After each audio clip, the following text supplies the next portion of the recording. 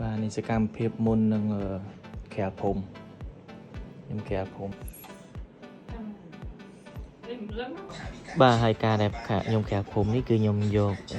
សេវាកម្មខាង Best for You ខ្ញុំគាត់ថតបន្ទប់ឲ្យខ្ញុំបោះខ្ញុំទៅហើយគាត់មើលទៅថាមិនបាច់ទៅរើអីច្រើនទេគាត់មើលតែប៉ុណ្ណឹងគាត់យល់ការងារហ្មងហើយសរសើរមែនទឹកដៃកូនចៅរបស់គាត់មកធ្វើការគឺស្អាតហើយគាត់អត់ឲ្យយើងលំបាកឯងគាត់មានតាក់ទិចត្រូវធ្វើត្រូវដោះខែរបៀបមិនអីរបៀបមិនហើយនិយាយទៅគាត់ធ្វើមកស្អាតជូនយើងហ្មងអញ្ចឹងបងប្អូនអាចមើលវីដេអូបានហើយបងប្អូនចូលទៅការក្រៅភូមិអាចតាក់ទងទៅគាត់បានតម្លៃធូរល្អសមរម្យទៀតហើយមិនថ្លៃទេបងប្អូនអរគ្នាខ្ញុំហ៊ាននិយាយតម្លៃគាត់អត់ថ្លៃទេអញ្ចឹងបងប្អូនអាចតំណែងគាត់បានបើសិនជាទៅការក្រៅភូមិហើយបន្ទប់យើងអញ្ចឹងមិនបាច់ទៅនេះច្រើនគាត់គ្រាន់មើលហើយកន្លែងណាត្រូវដកចេញគាត់ឲ្យដកកន្លែងណាមិនដកចេញទុកនឹងចោះទៅដល់គ្នាគាត់មកតែ2នាក់មកធ្វើការពុបហើយស្អាតតែម្ដងហ្មង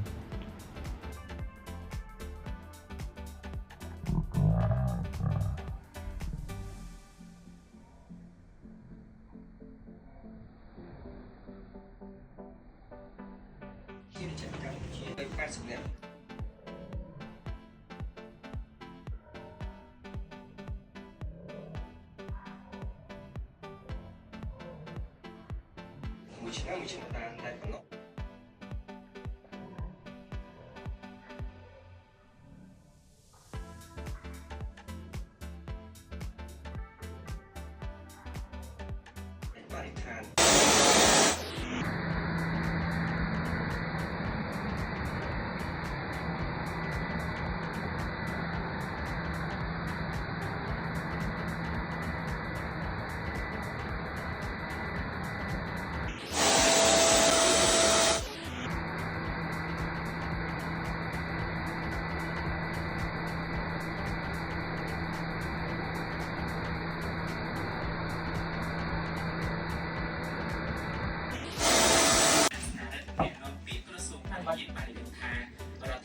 បរិស្ថានដល់ពេលនេះគឺថាយើងឃើញថា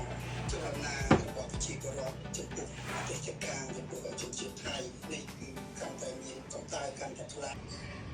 អំពើពុករលួយនៅកម្ពុជាត្រូវតែគម្រាមកំហែងមិនត្រឹមតែគេได้សុំ